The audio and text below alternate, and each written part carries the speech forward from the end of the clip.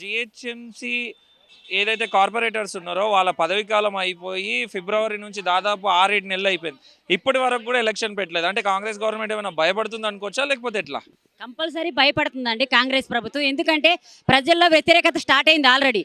కాంగ్రెస్ ప్రభుత్వం జిహెచ్ ఎన్నికల్లో పోటీ చేస్తే గెలవము, మన ప్రభుత్వం రిప్లేస్మెంట్ పడిపోతుందని భయపడే కాంగ్రెస్ ప్రభుత్వం జిహెచ్ఎంసీ ఎన్నికల్లో పోస్ట్పోన్ చేయడం జరుగుతుంది.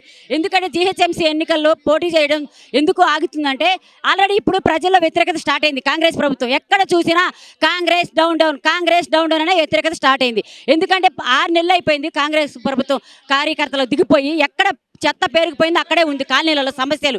ఎందుకంటే మేము అధికారంలో లేము, ఎవరిని అడిగినా కూడా కాలనీలో మేము అధికారంలో లేము, ఎన్నికలు వస్తే చూస్తాం అన్నట్టు చేస్తున్నారు. అందుకోసమే ఎన్నికల్లో పోటీ చేస్తే కంపల్సరీ కాంగ్రెస్ పతనం స్టార్ట్ అయింది. కాంగ్రెస్ గల్లంత అవుతుంది, ఓట్లు రావు.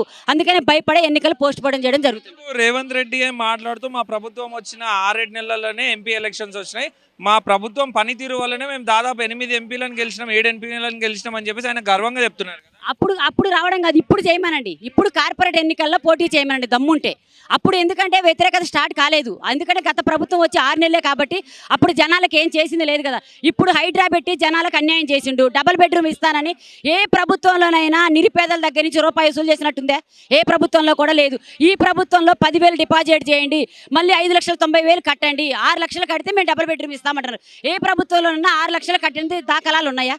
వైఎస్ రాజశేఖర రెడ్డి కావచ్చు, కేసీఆర్ కావచ్చు, ఈ గత ప్రభుత్వాలు ఎన్ని అయినా కూడా డబుల్ బెడ్రూమ్ ఇళ్ళకి ఎక్కడైనా రూపాయి వసూలు చేయడం జరిగిందా?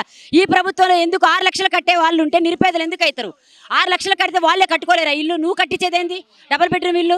నువ్వు ఇచ్చింది డబ్బులు ఇచ్చి ప్రభుత్వానికి ఇల్లులు ఇస్తావా? పేదలకి నిరుపేదల దగ్గర వసూలు చేస్తావా? వాళ్ళ రక్తాన్ని పిండి వాళ్ళు చెమటగా దారిపోసి రూపాయి పోగేసుకొని 6 లక్షలు ఉంటే వాళ్ళు ఇల్లు కట్టుకోలేరా? నువ్వు ఇచ్చేదేంటిది ఇల్లు?